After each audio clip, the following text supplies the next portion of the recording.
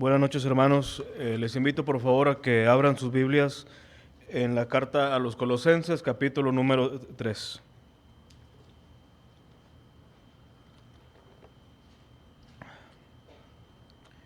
Esta noche vamos a meditar en los primeros 4 versículos bajo un título que le puse: Buscad las cosas espirituales donde está Cristo.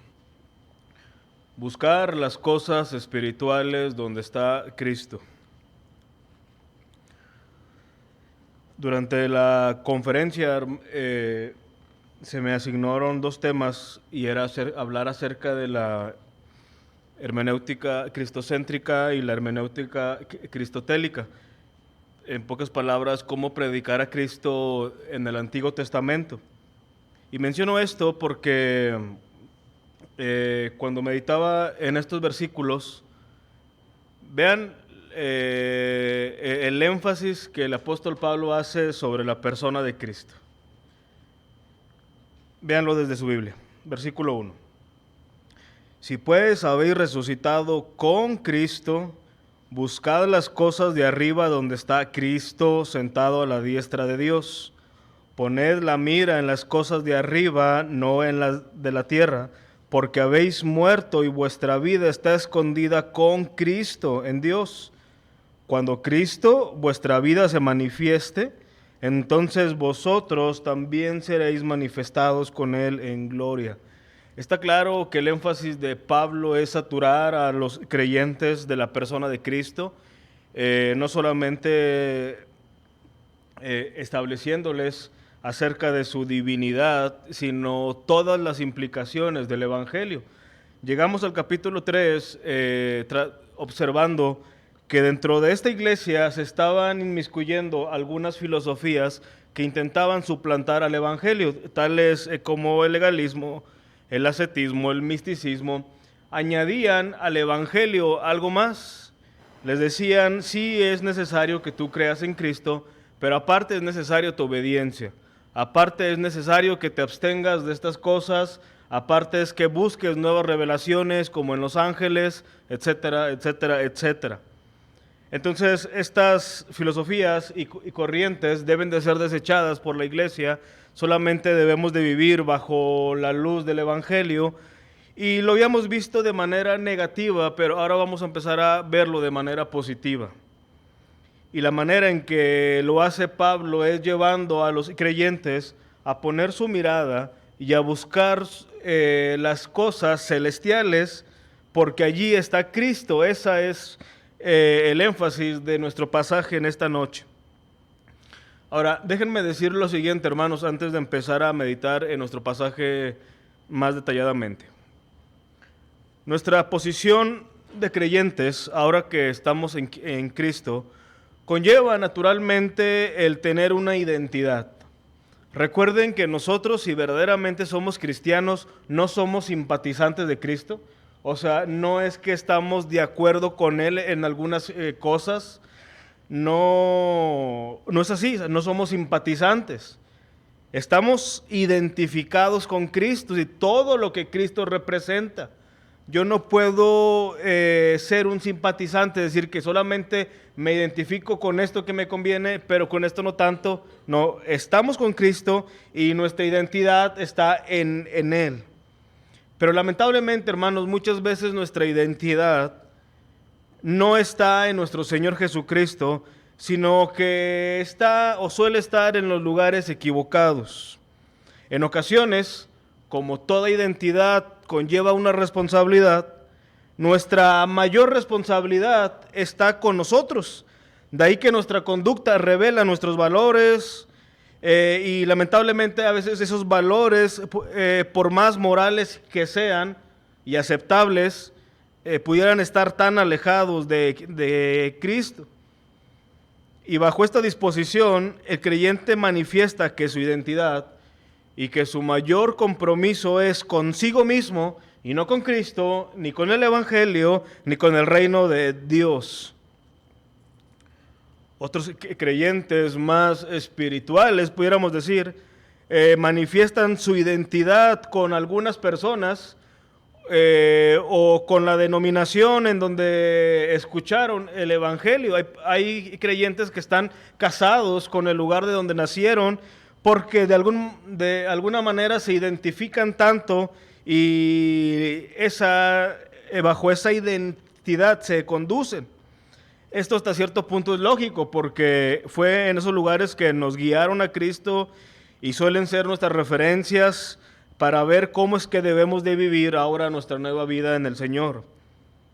Pero aún existe un problema porque bajo esta realidad aún siguen siendo los hombres nuestros tabuladores de vida y no el Evangelio. Y no estoy diciendo, hermanos, de que nosotros no podamos tener hermanos como buenos modelos de espiritualidad. Más bien lo que estoy tratando de afirmar es que ante la pregunta que hemos estado haciendo durante todas estas semanas, ¿cómo hemos de vivir a la luz del Evangelio? Nuestro primer pensamiento y respuesta debe de ser bajo la realidad de Cristo, no bajo la realidad de los hombres, no bajo la realidad de algún maestro ni sus pensamientos, aunque no desechamos su buena influencia, sino que nuestra identidad está en Cristo. Y si nosotros no entendemos esto, no nos vamos a esforzar por entender el Evangelio y sus implicaciones, tanto teológicas como las prácticas para nuestra vida cotidiana. Y una de las consecuencias es que el no entender esto nos llevará a permanecer en esclavitud bajo nuestros propios sistemas, esos que Pablo llama rudimentos. Habíamos dicho de legalismo, de buscar el favor de Dios o buscar acercarme a Dios por medio de mi obediencia.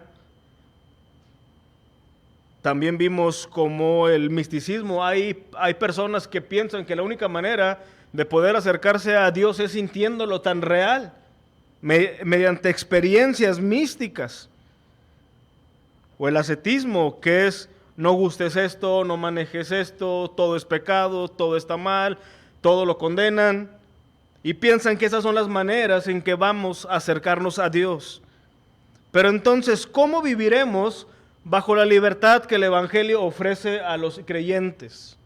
Si cómo yo puedo regular mi propia vida a la luz de la libertad que da Cristo y salir de esos sistemas que nos esclavizan sin caer en un libertinaje y permanecer fiel a Cristo, fiel a la Escritura en todas sus demandas.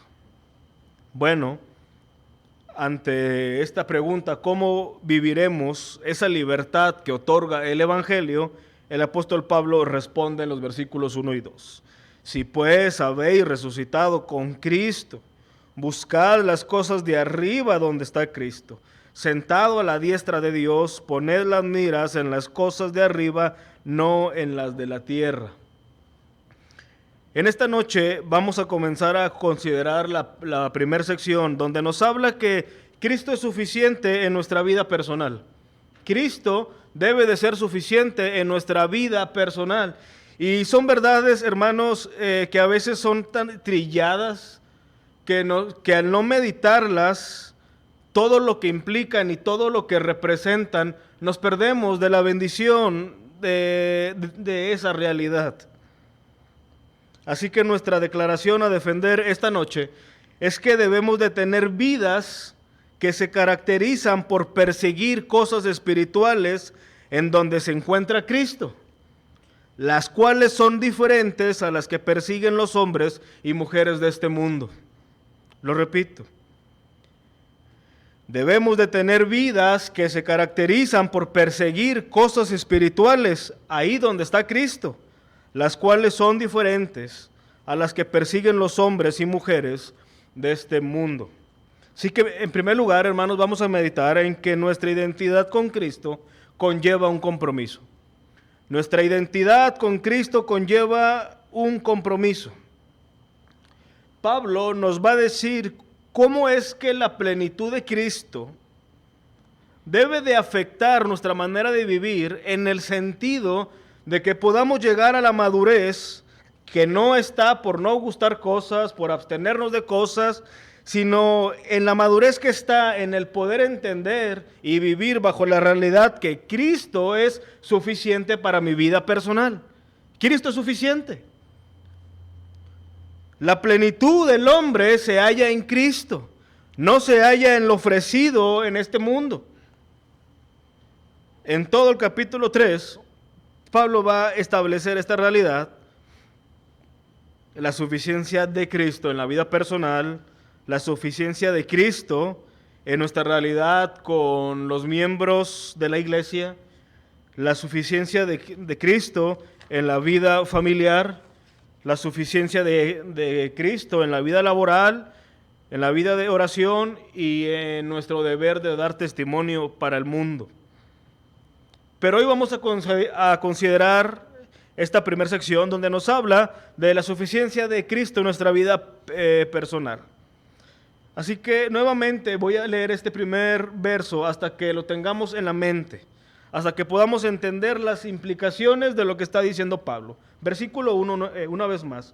Si pues habéis resucitado con Cristo, buscad las cosas de arriba, donde está Cristo sentado a la diestra de Dios. El apóstol Pablo empieza este primer verso estableciendo una aparente condición de los creyentes que implica una responsabilidad. Si pues habéis resucitado con Cristo. El compromiso va a ser que el creyente buscará las cosas de arriba, mirará las cosas de arriba. Es decir, si estás en Cristo verdaderamente, tu compromiso va a ser en buscar y mirar lo opuesto a este mundo.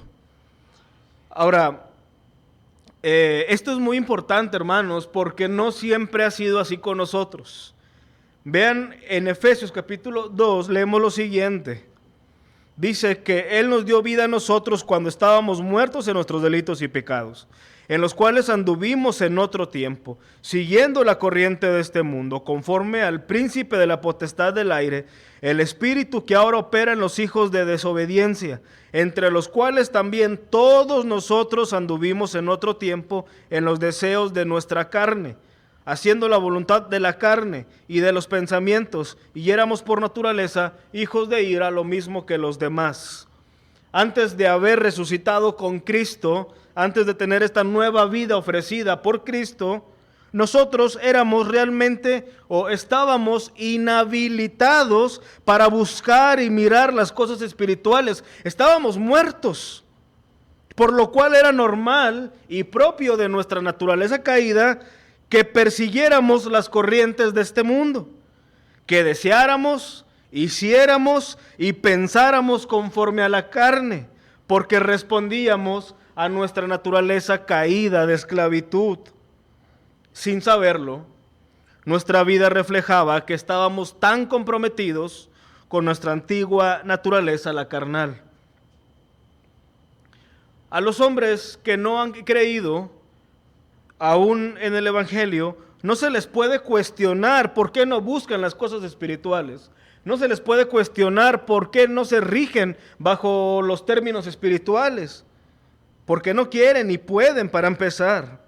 Sin embargo, dice Pablo, si nosotros en verdad hemos resucitado con Cristo, si en verdad se efectuó una auténtica regeneración en nosotros, ahora estamos ligados, unidos, y por lo cual estamos o deberíamos de estar comprometidos con todas las cosas que se derivan de nuestra nueva vida.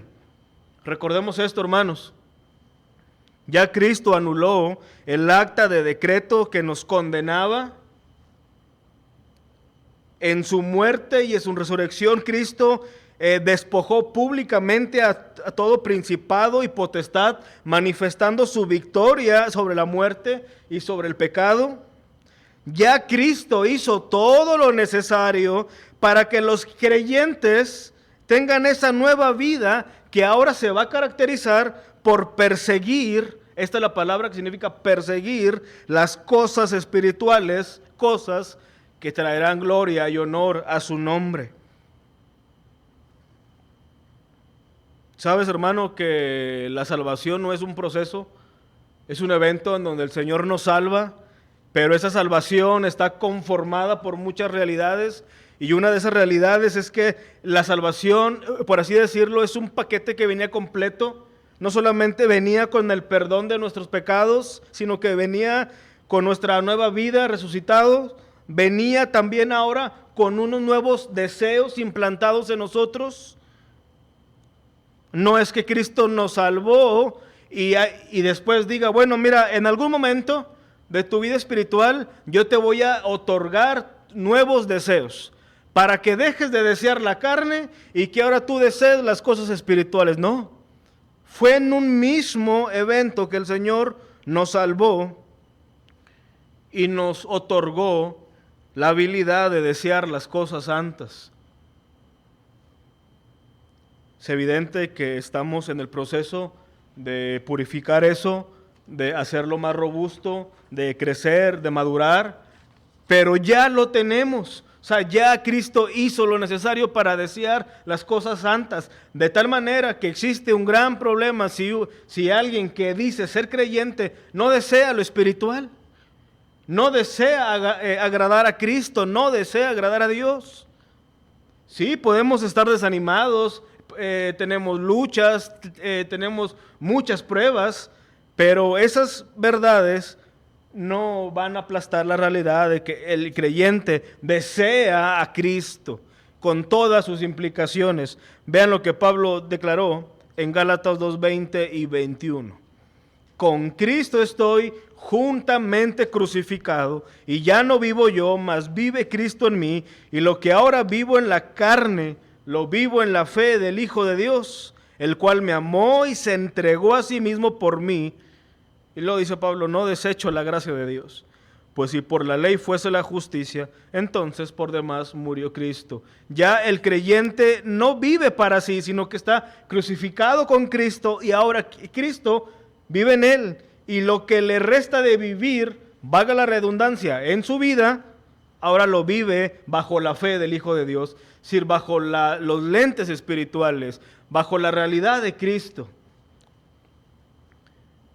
Y esta verdad, hermanos, no es una que se aplica solamente para el apóstol Pablo o para algunos grandes hombres de Dios en la historia.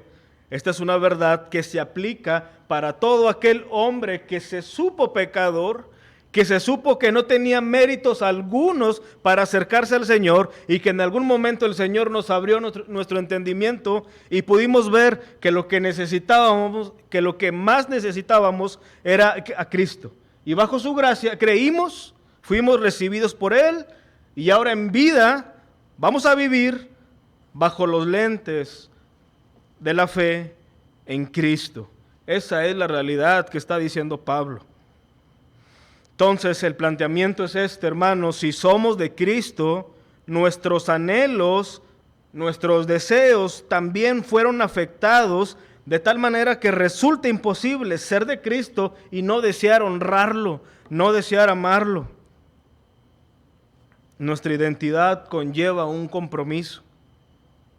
Y eso nos lleva, en segundo lugar, hermanos, a ver que nuestra identidad con Cristo nos conduce a lo espiritual.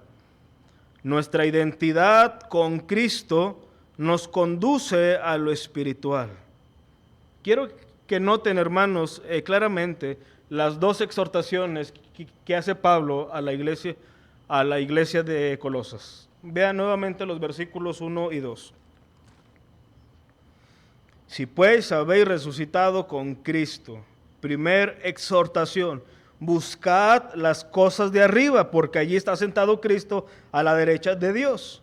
Segunda exhortación, poned las miras en las cosas de arriba, no en las de la tierra. Dos exhortaciones que hace el apóstol Pablo a la iglesia y que hoy retumban para nosotros. Buscad las cosas de arriba y poned las cosas de arriba. Y poner la mira en las cosas de arriba. Pero primero, antes de explicar esto, hermanos, quisiera decir que estos versos no pueden constituirse como un mandamiento o un llamado o algo que sea aliciente para desatendernos de nuestras responsabilidades debajo del sol. De esto no está hablando Pablo. Pablo no tenía en mente que estos hermanos de Colosas dejaran de trabajar, dejaran de pagar sus impuestos o que dejaran de atender a sus familias por ocuparse en supuestos asuntos espirituales. La Escritura dice que si alguien no provee para los suyos, ha negado la fe. Y también dice que el que no trabaje, que no coma. Además, también nos dice que como buenos ciudadanos de dos reinos, del cielo y de la tierra, debemos someternos voluntariamente a las autoridades y velar por ellas. Lo mismo dice de aquel que trabaja, que se someta a su amo. Además de todo esto, esta exhortación también se ha usado incorrectamente para promover un tipo de monaquismo. Es decir, para tratar de promover que el creyente no se ocupe en nada terrenal, sino que únicamente en cosas espirituales, lo que hoy llamaríamos que el creyente solamente esté orando, leyendo su Biblia, viniendo todos los días a la iglesia. De esto no está hablando Pablo, de hecho ya sería incongruente porque él ya habló sobre las cosas que suplantan el verdadero evangelio. William Berkeley menciona lo siguiente: es seguro que Pablo no está proponiendo un otromundismo que haga que el cristiano se retire de las ocupaciones y responsabilidades de este mundo para no hacer otra cosa que buscar las cosas de arriba. De esto no está hablando Pablo. Otro mal uso que se ha dado a este pasaje es cuando se ha empleado para juzgar o hasta restringir que algunos cristianos se involucren en ciertas actividades que según son terrenales y no deberían de estar inmiscuidos. Los hijos de Dios, por ejemplo. Se ha condenado a creyentes que buscan una mejor preparación secular, que buscan avanzar en su trabajo secular, que le quieren dedicar tiempo a las artes o a la investigación científica, involucrarse en proyectos de mejora social, practicar un deporte y muchas cosas que pudieran venir a su mente. De esto no está hablando Pablo, ni está restringiendo que el creyente participe de las cosas que existen en el mundo en el cual él vive. Para poder entender a qué se refiere Pablo con las cosas de arriba y que busquemos las cosas de arriba, veamos a qué enfatiza Pablo cuando usa la palabra terrenal. Vean los versículos 5 al versículo 9 de nuestro capítulo 3.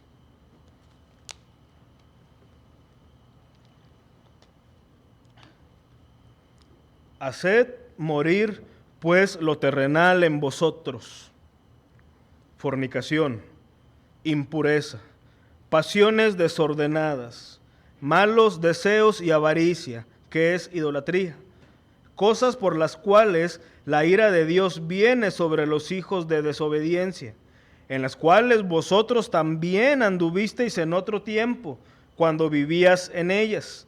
Pero ahora dejad también vosotros todas estas cosas: ira, enojo, malicia, blasfemia, palabras deshonestas de vuestra boca. No mintáis los unos a los otros, habiéndoos despojado del viejo hombre con sus hechos.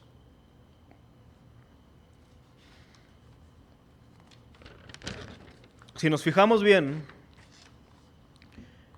las cosas terrenales son aquellas acciones que impulsan una vida ajena a Cristo.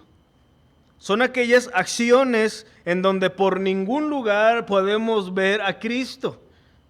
Por ejemplo, la fornicación se efectúa cuando no se toma en cuenta a Cristo, porque el matrimonio revela algo de Cristo.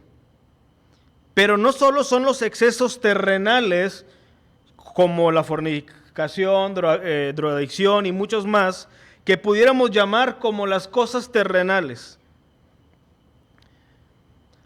También lo son aquellas cosas aceptables por la mayoría, y que muchas veces suelen ser las que nos rigen al momento de cumplir nuestras actividades diarias. Ira, enojo, malicia, blasfemia. Es decir, si en tu trabajo o en cualquiera de tus responsabilidades cotidianas lo efectúas bajo el entorno de la ira y del enojo, ese trabajo ya es terrenal. Es por eso que creo que muy sabiamente el Espíritu Santo llevó a Pablo a mencionar estas dos listas, porque alguno pudiera decir, yo soy muy espiritual, yo no caigo en fornicación, yo no caigo en impurezas ni en pasiones desordenadas.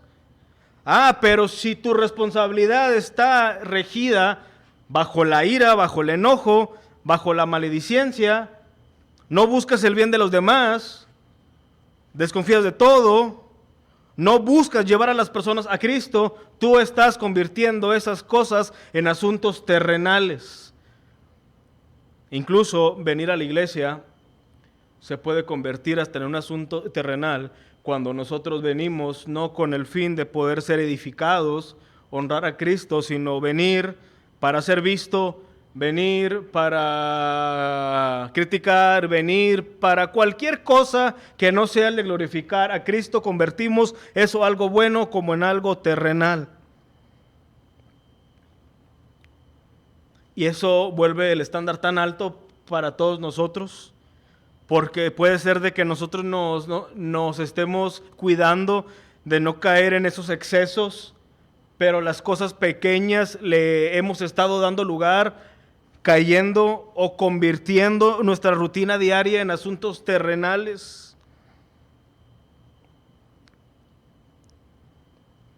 Pero entonces, ¿qué significan las cosas de arriba?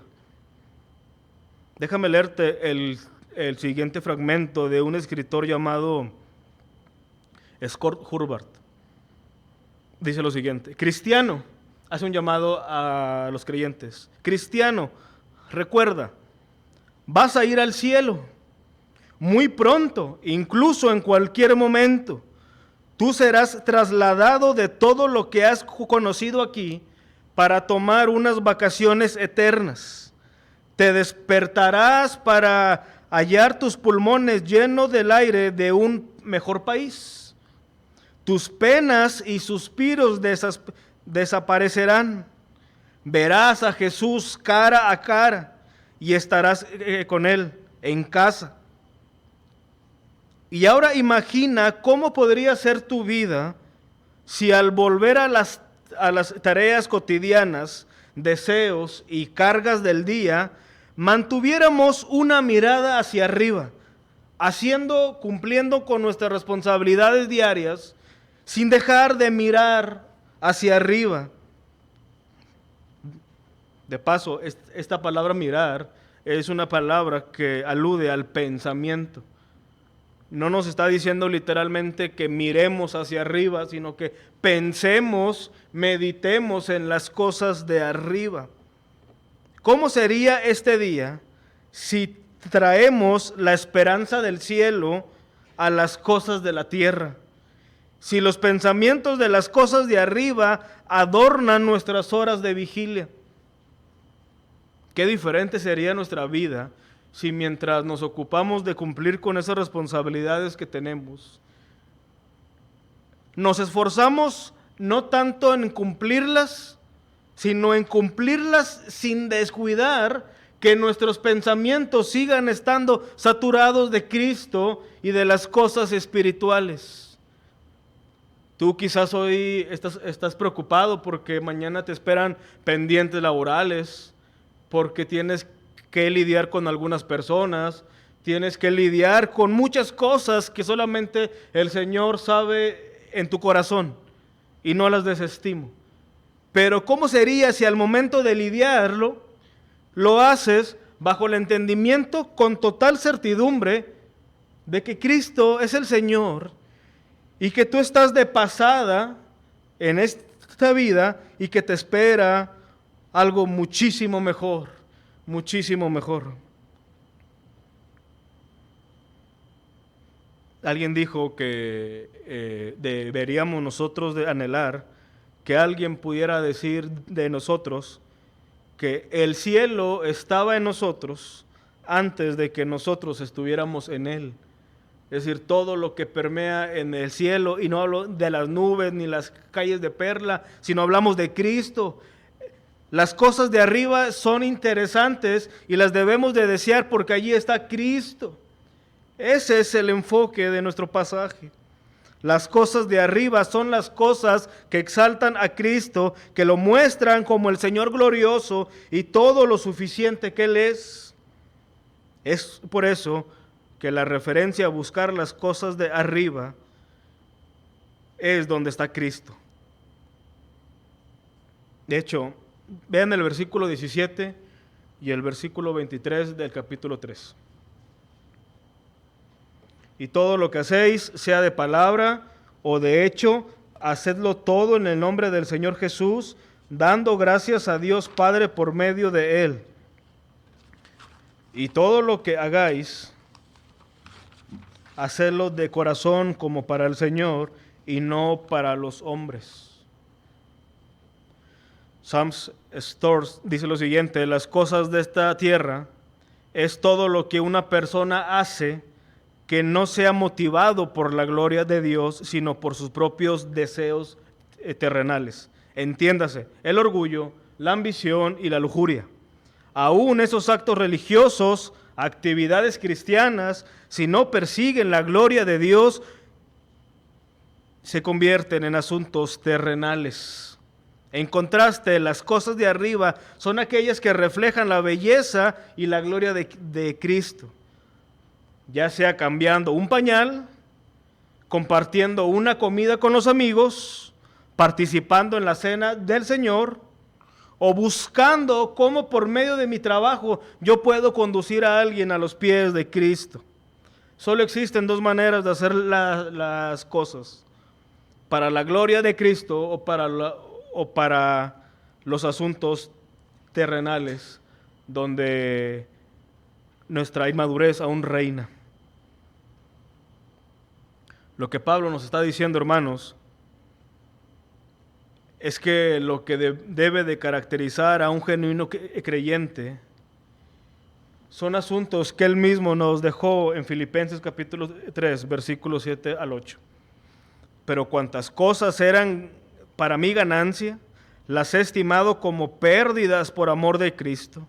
Y ciertamente aún estimo todas las cosas como pérdida por la excelencia del conocimiento de Cristo Jesús, mi Señor, por amor del cual lo he perdido todo y lo tengo por basura para ganar a Cristo. También Jesús dijo en Mateo 6, 19 al 21, no os hagáis tesoros en la tierra, donde la polilla y el orín corrompen, y donde ladrones minan y hurtan, sino haceos tesoros en el cielo, donde ni la polilla ni el orín corrompen, y donde ladrones no minan ni hurtan, porque donde está vuestro tesoro, allí estará también vuestro corazón. ¿Sabes, hermano? Es lógico que los inconversos traten de hacer de su vida su mayor cielo, porque es el único que tendrán. Es lógico que aquellos que no conocen a Cristo busquen que este mundo, que esta vida sea su paraíso, su mayor comodidad, su mayor placer, su mayor fiesta, porque es el único cielo, por así decirlo, que tendrán. Pero nosotros, hermanos, nosotros que sabemos que podemos disfrutar de los placeres correctos que el Señor ha dado, debemos de entender que tan solo eso nos debe de catapultar, anhelar el verdadero placer, el verdadero cielo que nos espera en el cielo, porque allí está Cristo. Por eso Cristo dice: buscad primeramente el reino de Dios y su justicia, y todas las demás cosas os serán añadidas.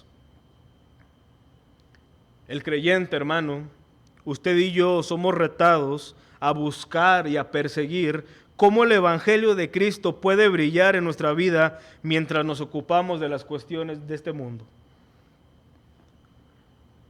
Piensa por un momento en lo que tuviste que hacer hoy, desde asuntos laborales, desde asuntos familiares, desde asuntos de hacer la comida, cualquier cosa que hayas tenido que hacer hoy, debemos de buscar la manera de cómo eso que estamos haciendo, aunque para los hombres sea algo muy insignificante, esa es una oportunidad para reflejar el Evangelio de Cristo.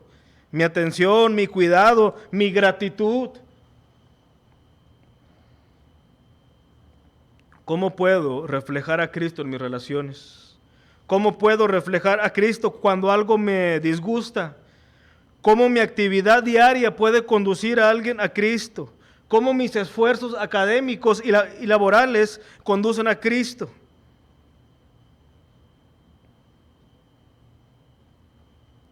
Vivir buscando las cosas espirituales es vivir recordándonos que ya no somos, que la vida ya no se trata más de nosotros, sino que ahora se trata de Cristo, su gloria y su reino.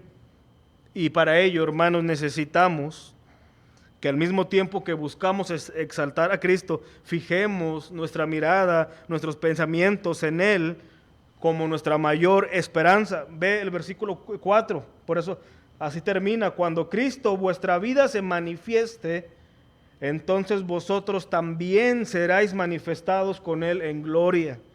Eso es la esperanza del creyente. No que todos nuestros anhelos y sueños de este mundo se cumplan. Dios quiera que así sea. Pero por encima de todo eso, nuestro mayor anhelo es el retorno de nuestro gran Señor, y ahí también seremos manifestados con Él en gloria. Aspiramos a una mejor vida nosotros. El problema no es que busques mejorar tu vida en la tierra, ese no es el problema. El problema es cuando esa aspiración nos lleva a fijar nuestra mirada en lo terrenal, enamorándonos de este mundo, viviendo como si no tuviéramos una esperanza asegurada y resguardada en los cielos.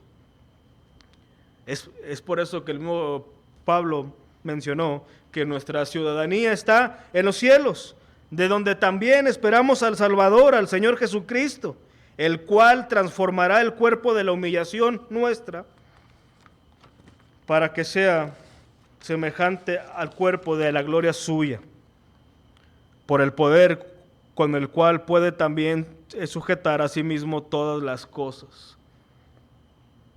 No podemos vivir omitiendo el lado espiritual de los asuntos. Necesitamos trabajar por apreciar más a Cristo, por meditar en las implicaciones que el Evangelio trae a mi vida personal. Yo no puedo afectar mi entorno si primero no puedo entender todas las implicaciones que el Evangelio hace a mi vida personal.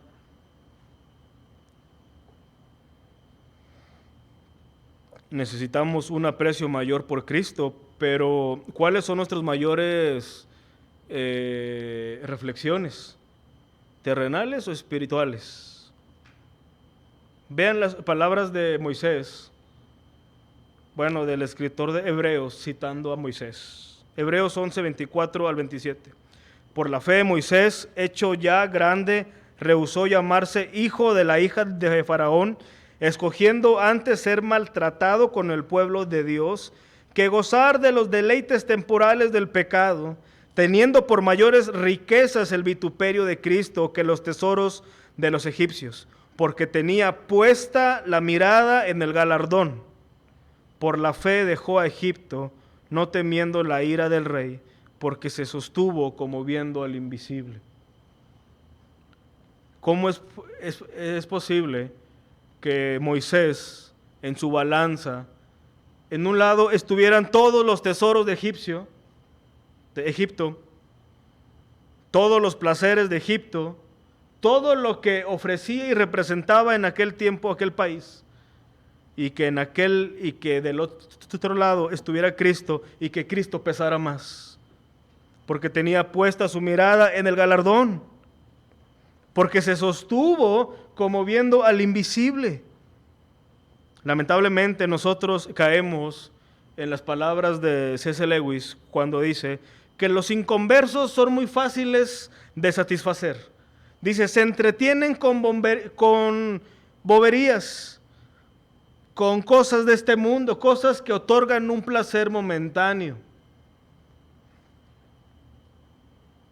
Pero el creyente no puede ser complacido con las cosas de este mundo, porque fuimos hechos con un corazón del tamaño de Dios, de tal manera que solamente Dios lo puede llenar. Y culmino, hermanos, diciendo lo siguiente, que las motivaciones para poder hacer esto nos las presenta Pablo en los versículos 3 y 4 y las menciono nada más. Véanlo por favor ahí, hermanos, en sus Biblias. Porque habéis muerto, primer motivación, y vuestra vida está escondida con Cristo, segunda motivación. ¿Cómo es posible que yo puedo desechar las cosas terrenales y mirar hacia arriba donde está Cristo? Porque he muerto a las cosas de este mundo y porque mi vida está escondida, es decir, protegida, resguardada con Cristo. Así que, hermanos, yo te quiero animar en esta noche a que evaluemos de manera personal bajo qué estamos viviendo, qué es lo que estamos persiguiendo en la vida, qué es lo que estamos persiguiendo. Yo no te desaliento si tú, joven, ahorita tienes propuestas de crecer laboralmente y académicamente. Yo no intento minimizar tus esfuerzos por mejorar tu calidad de vida aquí en la tierra, una mejor casa, un mejor coche, una mejor vestimenta. Lo que yo te propongo es que mientras tú cumples con tus deberes y con tus esfuerzos que conlleva vivir en este mundo, no lo hagas de tal manera que quites la mirada del Señor, sino que por encima de esto tú mires al Señor, que tu mente se sature de Cristo y que sea Cristo quien dirija tus mayores anhelos. Vamos a orar, hermanos.